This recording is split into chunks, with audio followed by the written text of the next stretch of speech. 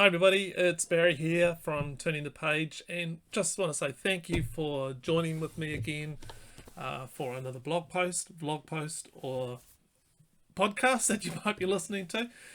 So good to just have the opportunity to share some ideas and thoughts with you each week. Each night, as I'm about to go to sleep, I often pray a simple two-word prayer. And it's very simple. It's these two words: Spirit, come. And I then sort of emotionally see myself being sort of cocooned inside wide and welcoming arms, like a little child that needs some form of deep love and assurance. And I've puzzled over why these two words, why these are the two words that I pray. And I think it's the desire to enter my new day with the embrace of Spirit, Holy Spirit. And if you want to learn more about how you enter the day by going to sleep, there's a link in the blog post. But I generally drift off in this prayerful embrace. But a few nights ago, I met a crocodile, and I was going to sleep. Well, I was trying to go to sleep, but my heart had some anxiety in it. There were some deep thoughts of worry and fear were bubbling around in it, and that's when I saw this huge crocodile. It was a kind of a vision, like a pulling back of the curtain and seeing beyond what I could normally see, and it was sitting in a swamp, and some way off. And then it saw me and started to turn. And it turned and slowly began crawling towards me. And I just couldn't move, as if I was sort of mesmerized by it. And now it was racing towards me, and mud was flying everywhere, all over the place. And that large tail was swishing and smashing everything in its path. And I was filled with panic and fear. Like, this was really fear, that I was going to be mauled by this huge beast. And I cried out, Jesus, help me. And in an instant, there was this, like a big, strong right foot, boom, right on the crocodile's head, pushing it into the mud. And it writhed back and forth, but it just couldn't get free. And meanwhile, the foot remained steady, strong, and seemingly effortless in its action. And I looked up to see who this was that was the foot was attached to, and my heart, of course, knew at once. Hearts have a way of recognizing true friends, and it was the Christ. And by the way, Christ is not a surname; it's a title. It's a designation. It's a certainty, and it actually means to be anointed. And this was the Christ, I think, that John saw possibly when he wrote his Revelation. But in my vision, he was tall, thin, had the appearance of what I've seen like in many icons, stoic, authoritative, strong. It was the Christ who had sort of been there, done that. He wasn't all macho and superhero. Like, he knew his authority without having to parade it. There was a kind of Clint Eastwood staunch, go ahead, punk, crocodile, make my day type attitude. And I looked again at the crocodile, and it was still writhing and wrestling, but the foot just kept it there, steady and strong, firm and weighty. Then I looked at the Christ, at Jesus, and he was holding like a scepter in his hand, and it wasn't like a fancy one with gold and diamonds. More, it was just a plain stick, and it was worn and like ancient old, but it carried this authority that all scepters hold. It was the one scepter to rule them all as such. See, Jesus the Christ had won it all. He was not going to allow anything to attack me. All I had to do was cry out. I felt more secure that I was known and held, and that nothing could consume me.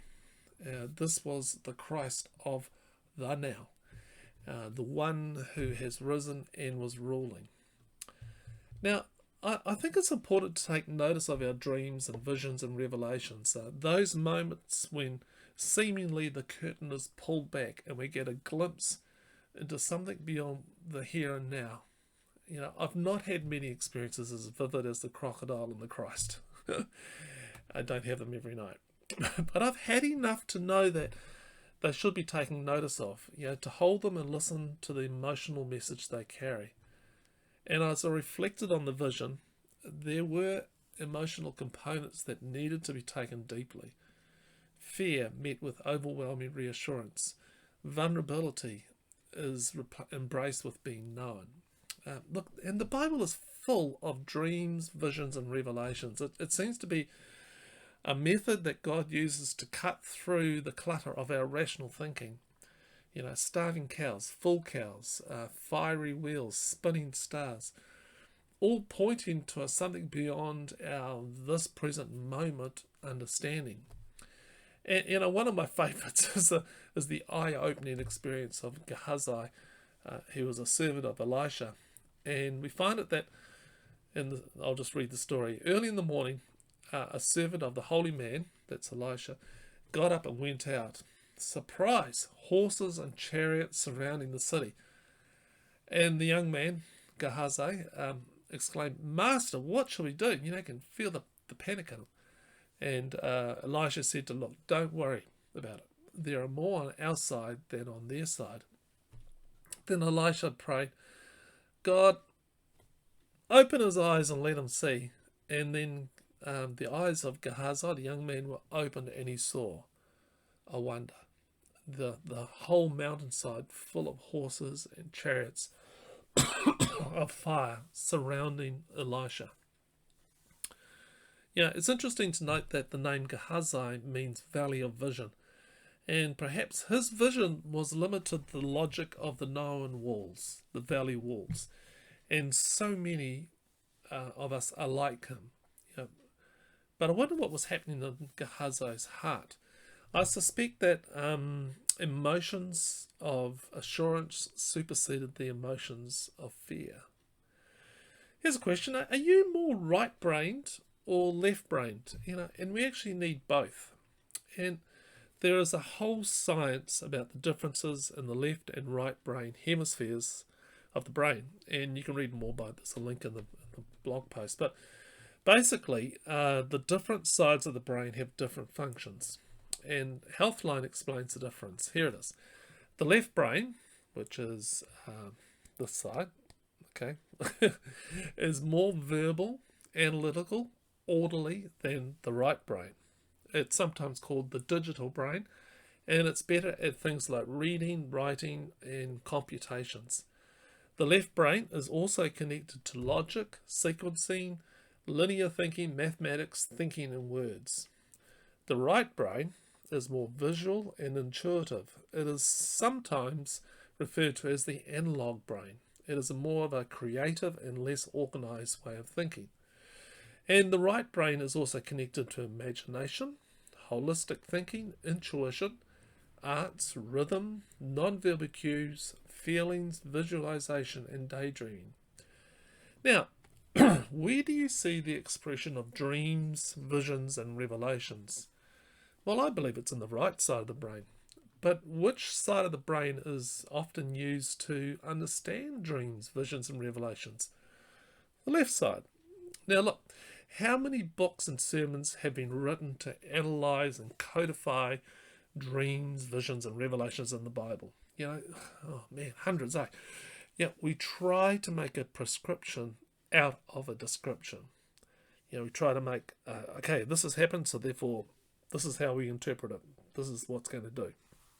Now, I'd so love to sit with some of those in the Bible who experience dreams and visions and revelations and go into the right brain experience with them.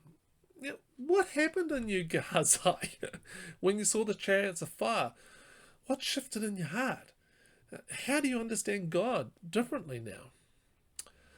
Look, whenever I have a dream like that, or revelation, vision, or something like that, I use a little technique that I picked up. It's called TTAQ, title, theme, affect, questions. So with T, the first T, the title, always give it a title. If it's a short story or movie, it deserves a title. The act of choosing a title offers insight into the meaning of your dream. So for my one is Christ and the Crocodile. I know. Theme, what is it principally about? This is a short phrase that describes the topic. Or if it was a movie, would it be a thriller, a comedy, a romance? And you ask God to help you identify the overall theme. Then what was the affect? What was the emotional affect expressed in it? What were the feelings felt by the principal character in the story or movie? Were there certain emotions expressed by others? What feelings did you experience when you woke up? Describe the emotional tone or impact of the dream. And then Q for questions. What questions does the story seem to be asking you? The authors of this technique suggest you listen to the story as if you were a friend asking you a meaningful question. The act of formulating the questions will give you an interpretation. The second thing I would highly recommend to do after TTAQ is simply to sit with the expression and be like Mary, who treasured up all these things about Christ in her heart. And in that pondering and treasuring, our hearts and minds change and become more and more open to seeing new revelations of Christ, the Christ, in our everyday life. Hey, here's some quotes for you to consider. The absolute centre of what God does to help us change is to reveal himself to us. Larry Crabb, Connecting. Sleep is God's contrivance for giving us the help he cannot get into us when we are awake. I love that. George MacDonald. If you attend the soul closely enough with an educated and steadfast imagination, changes take place without being fully aware, being aware of them until they are all over and well in place. Thomas More. And causal thinking usually obstructs imaginative reflection. Thomas More. Some questions. What do you do with your dreams, visions, and revelations? Number 2. A millimetre step is often required to be taken to begin exploring your dreams. What would that be for you? Could it be something like keeping a small journal near your bed? Number 3. What do you pray before going to sleep? How are you entering your new day? Hey, thanks for watching or listening to what I've shared just done. Now, if you want to email me, I'd love to hear from you. It's barry@turningthepage.co.nz. And just a big shout out and a big thank you to everyone who supports what we're doing here on Patreon or other ways. If you want to know more about supporting it, come over to turningthepage.co.nz/support. Okay, until next time, may your dreams be a significant part of your life. Bye.